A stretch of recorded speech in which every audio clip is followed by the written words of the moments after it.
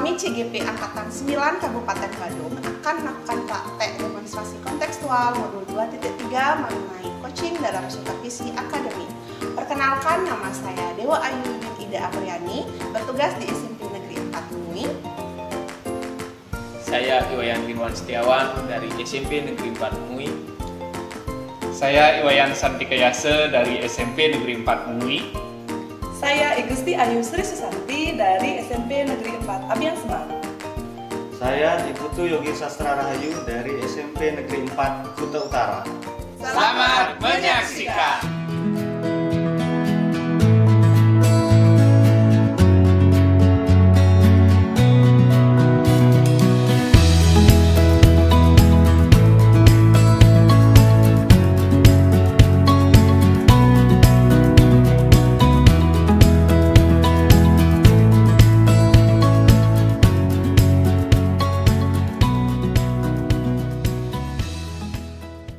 Selamat pagi Bu Iwin.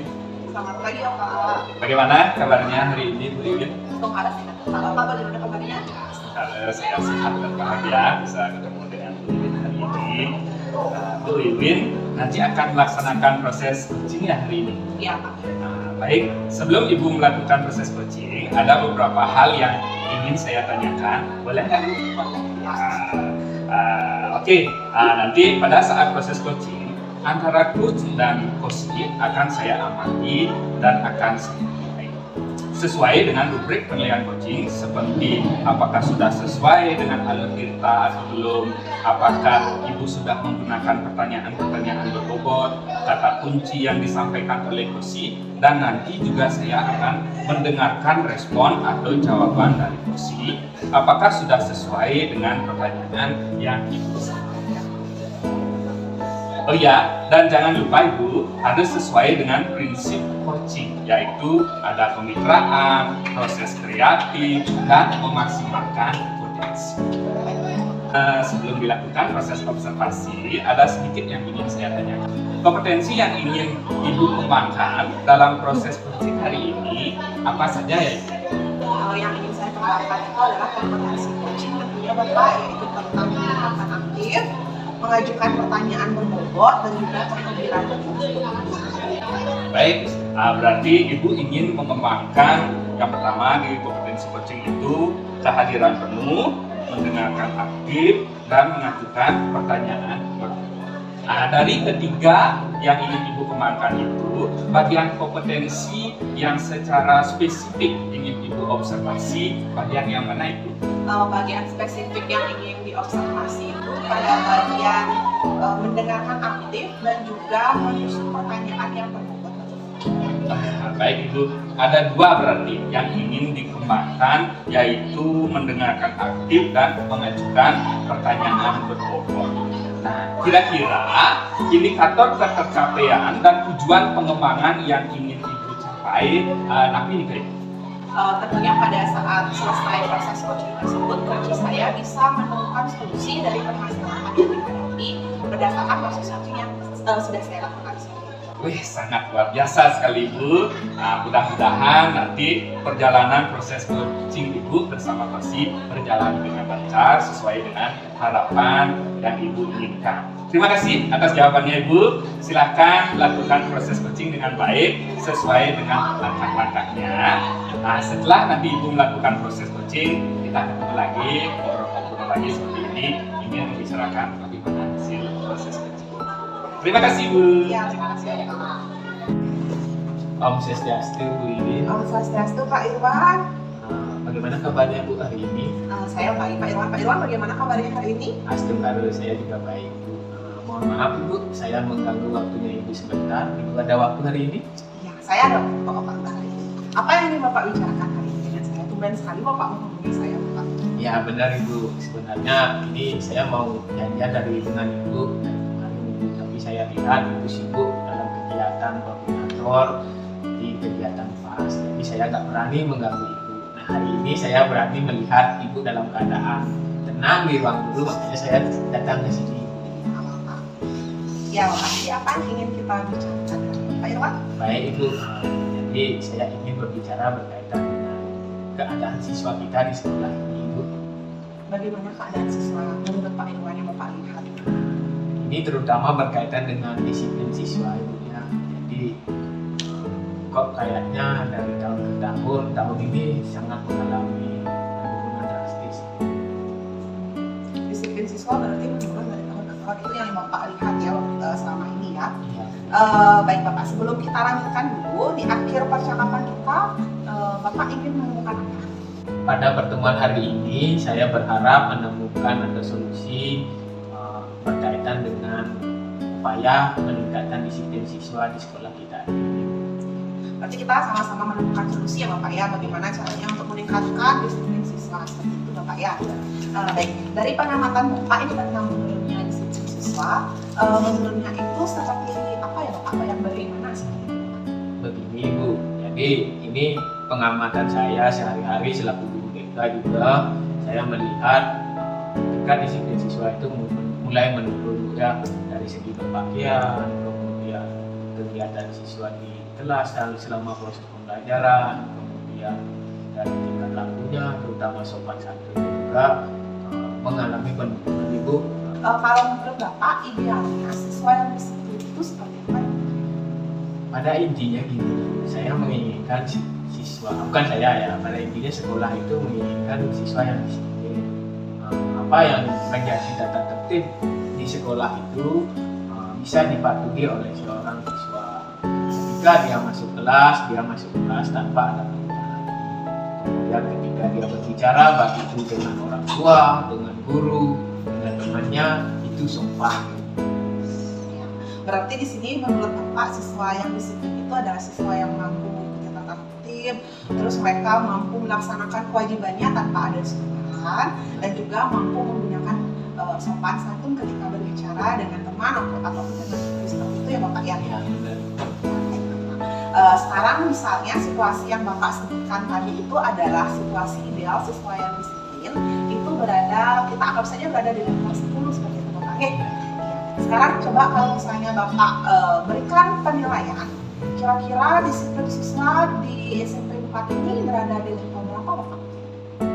Berkaitan dengan level 1 sampai 10, kalau tingkat disiplin kita di SMP ini Ibu masih berada di level 5.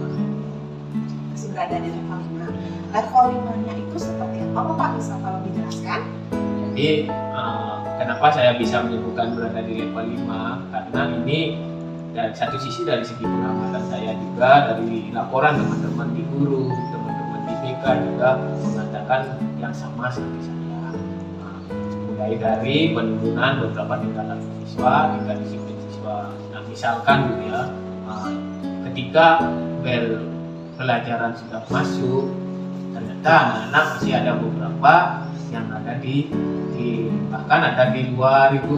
Kemudian ketika ada jam kosong, mereka juga tidak mau melakukan aktivitas pembelajaran yang bermanfaat bagi dirinya, justru malah ngobrol, kemudian asik di luar. Nah, yang paling parah lagi yang saya lihat itu adalah ketika berbicara Ibu, berbicara dengan temannya itu kadang-kala dia menggunakan bahasa-bahasa yang kasar, kemudian tidak sopan, terus sama guru pun juga ada ya sama, karena ada beberapa guru, ada 1-2 orang guru itu melaporkan ke BK bahwasannya dia mengatakan bahasa yang keras, artinya dengan bahasa yang tegas, Bu ya, intonasinya yang tinggi sama guru, itu juga sudah tidak sopan. Nah itu yang membuat saya menentukan di sekolah kita itu berada di skala 5. Berarti dari segi etika sopan santunnya juga sudah sangat menurun sekali Bapak ya, berarti ya, tentang sopan santun berbicara ke guru, terus ketika mereka sudah harusnya masuk kelas atau malah masih diam di kantin seperti itu Bapak ya. Itu situasi yang menyebabkan Bapak mengatakan bahwa siswa itu berada di level 5. Ya, selanjutnya setelah selesai kita berbincang-bincang ini, kira-kira Bapak ingin meningkatkan disiplin siswa itu berada di level berapa Pak? Karena ini masih berada di skala 5 Ibu, jadi tidak mungkin sikap itu saya rubah tetap menjadi angka 10 ya. Jadi mungkin secara bertahap saya ingin mewujudkan di sekolah ini dengan posisi yang cukup dengan skala 7. Skala 7 ya Pak Bisa dijelaskan skala 7-nya itu seperti apa, Pak? Nah, tadi yang saya sebutkan tadi masih banyak siswa yang melanggar, yang tidak disiplin, yang berada di kelas. Nah, jadi mulai ada peningkatan disiplin. Nah, diantaranya ketika bel masuk dengan sadar siswa masuk kelas. Kemudian dia sedikit tidaknya mengetahui tata tertib yang ada di sekolah ini dengan sendirinya. Jadi tanpa disuruh anak-anak hari ini mesti pakaian seperti ini. Kemudian baju dimasukkan tak mesti harus disuruh seperti itu. Itu impian saya. Kemudian sedikit tidaknya dari segi bahasa anak-anak juga sudah sopan. Mungkin anak-anak bisa menerapkan ketika bertemu dengan guru memberikan senyum dahulu. Nah, sedikit tidaknya dia bisa senyum sama guru, sama teman-temannya. Bukan ketika ada guru dia berpaling gitu ya. Itu yang saya harapkan. Nah, belum juga kalau lebih bagusnya lagi dia mampu memberikan salam itu seperti dengan situasi selamat pagi, Om Swastiastu dan lain sebagainya. Ya, berarti itu yang ingin Bapak tingkatkan ya ke level 7. Baik, untuk bisa meningkatkan situasi kedisiplinan siswa agar mereka mampu menyadari bahwa disiplin itu harus dilakukan sendiri. Seperti itu Bapaknya, apa saja yang sudah Bapak lakukan? Gini Bu, untuk meningkatkan itu kebetulan saya sebagai guru BK, yang pertama itu saya menerapkan layanan BK. Mulai karena di sini nggak ada jam khusus untuk BK berkelas, saya gunakan waktu-waktu jam kosong. Jika ada jam kosong, saya berusaha untuk masuk kelas memberikan layanan. Nah, layanan yang saya berikan itu berkaitan dengan disiplin dan tata tertib di sekolah ini. Ini salah satu sebagai upaya pencegahan. Kemudian saya juga melakukan kegiatan sosialisasi baik itu di kelas maupun di aula ketika diberikan kesempatan. Kebetulan saya bertugas sebagai pembina OSIS di sini juga. Jadi melalui sosialisasi itu saya akan menekankan tindakan-tindakan atau sikap-sikap tata tertib di sekolah. Bagus sekali ya Bapak, berarti di sini Bapak sudah melakukan beberapa sebenarnya situasi untuk meningkatkan disiplin siswa seperti itu. Yang pertama itu seperti bisa dibicarakan, dibilang itu kayak layanan keliling ya Bapak ya, guru BK masuk kelas di jam kosong, itu sebenarnya sudah bagus. Selanjutnya juga kebetulan Bapak menjadi pembina OSIS, Bapak juga bisa melakukan sosialisasi pada siswa seperti itu Bapak ya. Selanjutnya apa lagi nih yang kira-kira bisa Bapak lakukan? Atau mungkin kegiatan apa yang bisa Bapak lakukan lagi selain yang sudah Bapak pernah lakukan untuk meningkatkan disiplin siswa? Baik Ibu, kebetulan ini dari Dinas Pendidikan kan sedang menerapkan PMM-nya Ibu, kami di guru ya. Jadi melalui platform Merdeka Mengajar itu banyak sekali modul-modul interaktif yang berkaitan dengan siswa, terutama di 3 dosa pendidikan itu Ibu. Sekarang Ibu kan sudah mengetahui kalau kita hari ini itu pas, jadi anak-anak kosong kan Ibu, tidak ada kegiatan selesai penilaian akhir semester. Nah, melalui jam kosong ini saya akan mengumpulkan anak-anak, kemudian memberikan sosialisasi terutama yang ada di PMN itu Ibu. Jadi saya akan menayangkan video, kemudian model layanan atau model contoh-contoh sikap disiplin yang baik di sekolah lain di aula dengan skala yang besar. Melalui kegiatan itu saya harapkan anak-anak mampu melihat secara nyata itu. Jadi bentuk disiplin di sekolah lain yang baik. Berarti baik sekali Bapak ya, berarti Bapak juga di sini memanfaatkan PMM ya, juga memperlihatkan juga disiplin di sekolah lain seperti apa ke anak-anak. Dan itu harapannya tentu biar anak-anak bisa bercontoh sikap disiplin itu seperti apa kan, seperti itu Bapak G. Dari beberapa yang Bapak katakan tadi mengenai kira-kira apa yang akan dilakukan, apakah ada tindakan lain lagi yang mungkin Bapak bisa bayangkan, terpikirkan, apalagi yang akan saya lakukan? Yang jelas kegiatan ini perlu saya rencanakan, perlu saya koordinasikan juga. Jadi ini harus masuk di kegiatan OSIS. Jadi OSIS karena disiplin itu berkaitan dengan kesiswaan, OSIS juga harus bergerak dalam memantau teman-temannya ini. Mungkin nanti saya akan latih OSIS supaya menjadi teman-teman yang benar-benar memiliki tingkat disiplin di sekolah ini. Nah, dari OSIS inilah yang akan menyebarkan kepada teman-temannya, mulai dari cara berpakaian, cara berbicara, kemudian cara melakukan atau kegiatan di sekolah ini. Selanjutnya kira-kira kapan Bapak akan memulainya? Untuk perencanaannya Bu, mulai besok saya akan lakukan. Mungkin perencanaannya bisa besok selesai Bu, cukup 1 hari. Kemudian hari kedua, hari Senin kan sudah mulai situasinya lenggang, artinya anak-anak tidak belajar. Hari Senin saya sudah siap untuk melakukan eksekusi di aula. Ya bagus Bapak, berarti sudah mulai besok dan Senin sudah mulai dilaksanakan ya Bapak ya. Selanjutnya apakah ada yang bisa membantu Bapak? Siapa kira-kira yang bisa membantu Bapak untuk berjalannya program ini? Ya Bu, karena ini mengajak siswa dengan jumlah yang besar, otomatis dalam pemantauannya saya memerlukan teman. Ya jelas teman sejawat saya di BK saya akan kerahkan, kemudian teman-teman di kesiswaan juga saya akan libatkan. Terus tapi saya akan minta koordinasi dulu dengan atasan. Nah, koordinasi itu berkaitan dengan izin Ibu. Saya akan melakukan ini loh Pak, boleh diizinkan. Tentu koordinasi ya, pentingnya koordinasi. Selanjutnya kita juga harus berkolaborasi dengan semua lapisan ya, untuk berjalannya suatu program. Baik, dari kapannya sudah, terus melibatkan siapa sudah. Sekarang coba kita lihat kira-kira ada hambatan nggak sih Pak dalam melaksanakan program ini? Hambatannya sih menurut saya Bu ya, jadi itu di pemantauan siswa sih, karena perlibatan siswa yang terlalu banyak. Jadi mungkin ketika kita berbicara di depan, anak-anak yang di belakang mungkin saja. Nah, untuk mengantisipasi ini makanya saya perlu pelibatan dari rekan-rekan juga, sekarang teman-teman di kesiswaan. Nah, semakin banyak orang yang terlibat, semakin banyak yang bisa memperhatikan anak-anak. Berarti Bapak hambatannya sudah tahu, tapi Bapak juga sudah memprediksi kira-kira dari hambatan ini apa yang akan Bapak lakukan. Seperti itu Bapak ya. Bagus sekali Bapak. Selanjutnya bagaimana Niki Bapak memastikan jika program ini mampu berjalan dengan lancar? Saya akan memastikan melalui dari perencanaan. Jadi perencanaan itu harus disusun rapi, step by step kegiatan itu harus sudah terencana dengan matang. Yang kedua adalah sistem alat dan lain sebagainya. Alat-alat yang perlu digunakan itu baik itu PowerPoint, kemudian laptop, kemudian proyektor itu harus benar-benar bisa menyala. Kemudian baik itu mikrofon juga harus ada. Kemudian baru kita mengajak teman-teman memastikan bahwa teman-teman yang ikut mengawasi itu bersedia, sehingga kegiatan ini bisa berjalan. Bagus sekali Bapak ya. Kita harus memastikan perencanaan semuanya dengan benar ya Bapak ya. Selanjutnya komitmen Bapak seperti apa? Biar program ini tidak hanya menjadi sebuah wacana, tapi bisa berjalan selanjutnya. Itu seperti apa? Masalah komitmen ini harus mulai dari diri Ibu ya. Kalau sudah kegiatan ini dilakukan secara tulus, berarti pasti akan berjalan dengan baik. Saya tulus merancang kegiatan ini dan saya akan melakukan kegiatan ini.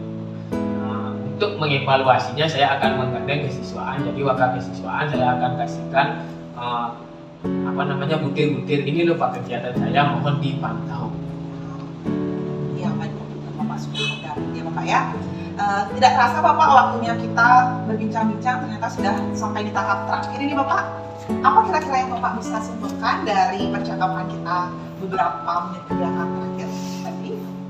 Ini Bu, jadi melalui percakapan ini atau obrolan kurang lebih 10 menit dia bersama Ibu, saya kok merasa lebih tenang, kemudian lebih semangat lagi Bu ya. Jadi dari tadi keprihatinan saya berkaitan dengan disiplin, saya bisa menemukan solusi yang bisa saya kembangkan lagi untuk saya tingkatkan di sekolah ini, terutama pada diri saya dulu untuk mengembangkan diri, kemudian baru mengembangkan pada anak-anak sehingga anak-anak bisa mencontoh atau tentang keyakinan diri seperti Ya. Bapak ya. Iya. Selanjutnya apakah Bapak memiliki pandangan baru ini Bapak dari percakapan kita beberapa menit terakhir, setelahnya Bapak bisa menyimpulkan tentang bagaimana mengatasi permasalahan Bapak mengenai masalah disiplin siswa yang menurun, gitu kan? Selanjutnya kira-kira ada pandangan baru nggak tentang prosesnya itu untuk mendisiplinkan siswa? Kalau masalah pandangan baru jelas ada ya. Jadi dari bantuan Ibu semenjak tadi Ibu mengarahkan, saya mampu untuk menemukan solusi. Kemudian ternyata dalam diri itu mampu memiliki potensi. Artinya sebenarnya kita bisa melakukan sebuah kegiatan untuk menyelesaikan permasalahan yang kita hadapi sendiri. Cuma kita belum yakin gitu ya. Tapi melalui proses ini saya berpandangan bahwa ibu mampu menuntun saya. Ya, baik Bapak, berarti kita sebenarnya mampu, cuman kita perlu dikuatkan lagi seperti itu sebenarnya Bapak ya. Baik Bapak, semoga apa yang kita bicarakan hari ini bisa memberikan Bapak, bisa segera Bapak lakukan bagaimana caranya untuk meningkatkan disiplin siswa. Terima kasih untuk perbincangan yang sangat menarik ini. Semoga kita bisa ketemu lagi minggu depan untuk membahas bagaimana sih hasilnya. Ya Bapak ya? Siap. Iya, terima kasih Pak Irwan. Jadi bagaimana hasil dari proses coachingnya? Sudah berjalan dengan lancar, Bu? Bapak sudah berjalan dengan lancar, tidak ada hambatan sih. Setelah melakukan observasi tadi pada proses coaching, dan saya sebagai observer juga ikut mengamati proses coaching Ibu tadi dengan Rosi, ada sedikit pertanyaan ya Ibu yang akan saya tanyakan pada Ibu ini. Nah, ini apa saja yang sudah didapatkan pada saat coaching terkait indikator tercapaian yang Ibu inginkan? Tadi saya sudah melakukan proses coaching dengan Bapak, dan di sana juga saya sudah menggali potensi yang dimiliki oleh coach saya dalam menyelesaikan permasalahan komunikasi. Oke, baik sekali Bu. Jadi Ibu sudah berhasil melakukan coaching dengan atlet kita dan menggali potensi Kosi. Dari proses coaching tadi ada beberapa catatan impian. Semoga nanti ke depannya Ibu dalam proses coaching lebih baik lagi dan memaksimalkan. Yang pertama, Ibu sudah berhasil melakukan coaching dengan alutsista. Sudah baik sekali. Atau di alutsista itu tujuannya sudah kelihatan, identifikasi Ibu sudah nampak, mengarahkan Kosi mencari rencana aksinya sudah kelihatan sekali, dan Ibu juga sudah berhasil untuk menemukan rasa tanggung jawab pada Kosi untuk melakukan rencana aksi dalam coaching. Yang kedua, saya sudah mendengarkan percakapan Ibu tadi dengan Kosi tersebut, dan Ibu sudah fokus di situ. Ibu sudah ada pesan atau kehadiran penuh. Ibu dengan konsentrasi, kehadiran penuh mendengarkan permasalahan dari Kosi tersebut. Dan Ibu sudah mendengarkan aktif, dan tentunya Ibu sudah mengajukan pertanyaan-pertanyaan berbobot sesuai dengan kata kunci yang disampaikan oleh Kosi tadi di saat Ibu melaksanakan coaching. Luar biasa sekali Bu. Ibu sudah baik sekali di dalam proses coaching ini. Baik Ibu, di dalam observasi ini atau pasca observasi ini ada satu lagi yang ingin saya tanyakan, yaitu kompetensi apa lagi yang ingin dikembangkan setelah melakukan proses coaching hari ini? Ya baik Bapak, kompetensi yang ingin saya kembangkan itu adalah mendalami lagi mengenai alur delta Bapak agar terlihat jelas, dan saya bisa menggunakan alur delta dengan maksimal. Baik sekali Bu. Di dalam yang ingin Ibu kembangkan berarti kedepannya dalam proses coaching tersebut adalah kompetensinya yaitu mendalami alur delta. Terima kasih Bu sudah melakukan sesi tanya jawab ini dan melakukan proses coaching dengan alur delta. Ya, saya akhiri sampai di sini aja Ibu. Mohon maaf kalau ada kata saya di dalam penyampaian tadi yang tidak berkenan. Sampai ketemu lagi di kegiatan observasi selanjutnya. Terima kasih. Sekian praktek dari kami CGP Angkatan 9 Kabupaten Badung. Semoga menginspirasi Bapak dan Ibu guru hebat lainnya. CGP Angkatan 9 Kabupaten Badung, Bergerak, tergerak, menggerakkan. Om Santi Santi Santi.